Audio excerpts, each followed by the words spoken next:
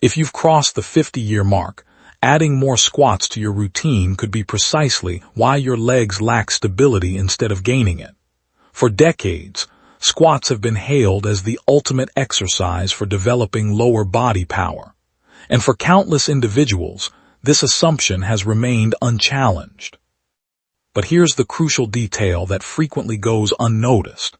An exercise that serves you well during your younger decades may not continue to benefit your body in the same manner as the years advance. Studies featured in the Journal of Orthopedic and Sports Physical Therapy reveal that specific squat variations can generate compressive pressure on the knee joint that's multiple times your actual body weight. While youthful, properly conditioned joints might handle that level of stress, mature joints typically react in a different way, particularly when the surrounding muscle support has slowly weakened through the years. And this is precisely when subtle transformations start occurring. When physical activity becomes uncomfortable, most individuals don't persist. Instead, they gradually reduce their movement. With time, this decreased activity pattern can result in diminished muscular strength, compromised balance, and an increasing reluctance during routine tasks, such as rising from a seated position, ambulating, or ascending steps. However, there's encouraging news. You aren't required to depend on uncomfortable or excessively challenging movements to develop powerful, functional legs. As a matter of fact, numerous specialists currently advocate for more joint-protective exercises that emphasize stability, precision, and sustainable strength development. In today's video, you'll learn about 3 exceptional exercises created particularly for individuals beyond age 50, movements that protect your knees, enhance balance, and enable you to move with increased assurance. And that final exercise might fundamentally alter your perspective on squats. Before diving in, please share your name and location in the comments section. The senior health community would be delighted to connect with you, to genuinely grasp why these exercises can create such remarkable results. It's essential to first understand how they were thoughtfully chosen, and how they function as a unified system to support your legs in a more intelligent, joint-protective manner. As the aging process unfolds, muscular strength by itself proves insufficient. The human body requires an integration of muscle engagement, joint steadiness, and movement precision. Evidence from Harvard Health Publishing, alongside the American College of Sports Medicine, demonstrates that exercises activating numerous muscle groups while limiting excessive joint pressure can substantially enhance movement capacity and equilibrium in mature adults. Each exercise you're preparing to discover serves a distinct function. Several concentrate on fortifying the anterior thigh muscles, which provide knee stabilization during standing and ambulation. Additional exercises stimulate the hip and gluteal regions, your body's most substantial muscle groups, which decrease the burden transferred directly onto the knees. Yet here's what renders this combination particularly effective. These movements aren't selected arbitrarily. They've been deliberately chosen to function synergistically, developing strength from your foundation upward, refining coordination, and rebuilding confidence in daily movement patterns. And while progressing through them, you might observe something unexpected. Occasionally, the most productive exercises aren't those that generate the most intense sensation, but rather the ones that elicit your body's optimal response. Exercise number 3, wall sit. Upon initial observation, the wall sit might appear deceptively simple to generate results, yet this calm, controlled movement represents one of the most effective methods for developing leg strength without imposing excessive stress on the knees. Unlike movements requiring continuous bending and straightening, the wall sit functions as an isometric exercise, indicating your muscles engage while your joints maintain relative stability. Evidence presented in the Journal of Applied Physiology demonstrates that isometric training methods can enhance muscular stamina and joint steadiness, particularly in mature individuals. Robust quadriceps muscles perform an essential function in knee support throughout daily activities, such as transitioning from sitting to standing, walking, and navigating stairs. And when that foundational support strengthens, another element improves simultaneously: your assurance in moving without apprehension. How to execute it properly. Start by positioning yourself with your spine resting evenly against a solid wall surface. Advance your feet outward until they're approximately 12 to 18 inches from the wall base, spaced roughly shoulder-width distance. Gradually descend along the wall surface as though lowering yourself onto an imaginary seat. Descend only to a manageable depth. Achieving a deep squat position isn't necessary. Even a moderate knee bend can prove remarkably beneficial. Maintain gentle contact between your back and the wall while keeping your shoulders in a relaxed state. Your knees must remain positioned above your feet, avoiding any inward collapsing motion. Sustain this position for 10 to 20 seconds while maintaining steady breathing. Subsequently, drive through your foot base and gradually ascend back to your starting stance. Complete 3 to 5 cycles, incorporating brief rest intervals between each hold. A frequent error involves descending excessively deep prematurely. Rather, emphasize controlled movement and personal comfort. Progressively, you can extend the duration as your muscular capacity develops.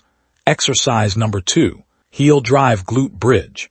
If a single muscle group exists that can subtly revolutionize how your knees respond, it's your gluteal muscles. These represent your body's largest and most formidable muscles. And when they're underperforming, the knees frequently assume excessive stress that shouldn't be their responsibility. Evidence from the Journal of Orthopedic and Sports Physical Therapy indicates that enhancing hip and gluteal strength can dramatically diminish knee stress and optimize lower body positioning during movement. This particular variation, emphasizing heel pressure, transfers greater workload toward the glutes and hamstrings instead of the anterior thigh muscles. This means you're not merely strengthening your legs, you're restructuring how your body distributes mechanical forces. For numerous individuals, this represents a pivotal moment when movement begins feeling more fluid, more powerful, and better supported from your base upward. How to execute it properly. Start by positioning yourself supine on a cushioned mat or stable surface. Flex your knees so your feet contact the floor, spaced approximately hip-width distance. Next, carefully elevate your toes so exclusively your heels maintain floor contact. This technique generates the heel drive mechanism. Prior to lifting, subtly activate your core musculature to protect your lower spine. Then drive pressure through your heels and gradually elevate your hips from the surface. During the upward movement, concentrate on contracting your gluteal muscles instead of pushing through your lumbar region. Elevate until your body creates a straight alignment from your shoulder area to your knees. Maintain the peak position for 2 to 3 seconds, then descend gradually with deliberate control. Target 10 to 12 repetitions. A typical mistake involves creating excessive arch in the lower back rather than engaging the glutes. If you sense pressure in your spinal region, decrease the elevation and redirect focus toward hip compression.